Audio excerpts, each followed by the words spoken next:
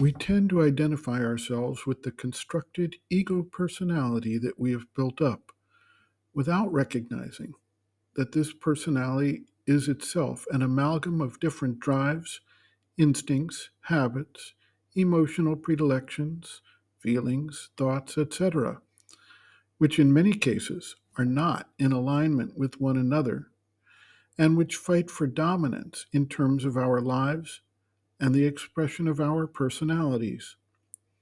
Thus, we are not generally consistent, and we swing from one mood or direction to another based on whatever aspect prevails at a particular point in time. As long as we fix our attention on the outer ego personality and its constituent parts, we cannot hope to have a coherent and unified being organized and carrying out a consistent line of development. It requires a shift of standpoint to that of the soul, the psychic being, or the spiritual person, the Jivatman, in order for such a harmonious and organized direction to develop, as this repositioning of our identification allows us to begin to manage and control the impulses, needs, desires, thoughts, and expressions of the outer being and its parts. Sri Aurobindo notes, quote, "This aggregate is, because of its composition, a heterogeneous compound, not a single harmonious and homogeneous whole. This is the reason why there is a constant confusion and even a conflict in our members, which our mental reason and will are moved to control and harmonize, and have often much difficulty in creating out of their confusion or conflict some kind of order and guidance. Even so, ordinarily, we drift too much or are driven by the stream of our nature and act from whatever in it comes uppermost at the time and seizes the instruments of thought and action. Even our seemingly deliberate choice is more of an automatism than we imagine. Our coordination of our multifarious elements and of our consequent feelings, thoughts, impulses, actions by the reason and will is incomplete and a half measure. In animal being, nature acts by her own mental and vital intuitions. She works out an order by the compulsion of habit and instinct, which the animal implicitly obeys, so that the shiftings of its consciousness do not matter.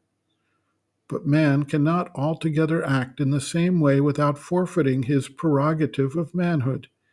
He cannot leave his being to be a chaos of instincts and impulses regulated by the automatism of nature.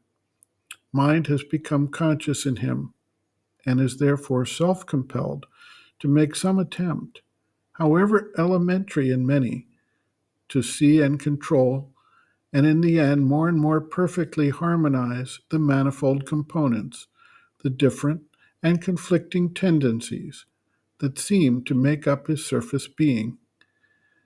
He does succeed in setting up a sort of regulated chaos or ordered confusion in him, or at least succeeds in thinking that he is directing himself by his mind and will, even though in fact that direction is only partial.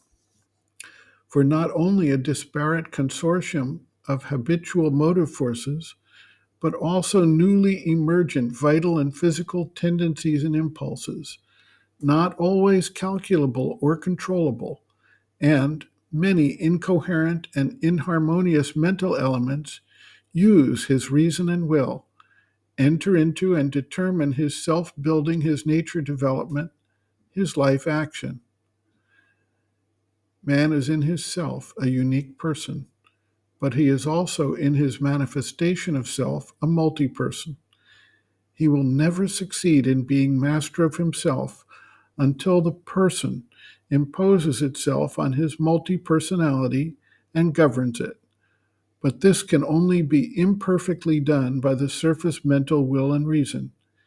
It can be perfectly done only if he goes within and finds whatever central being is by its predominant influence at the head of all his expression and action. In inmost truth, it is his soul that is this central being. But in outer fact, it is often one or other of the part beings in him that rule. And this representative of the soul, this deputy self, he can mistake for the inmost soul principle. End quote. Reference, Sri Aurobindo and the Mother, Our Many Selves, Practical Yogic Psychology, Chapter 5, Organization, Harmonization, Unification, pages 133 to 134.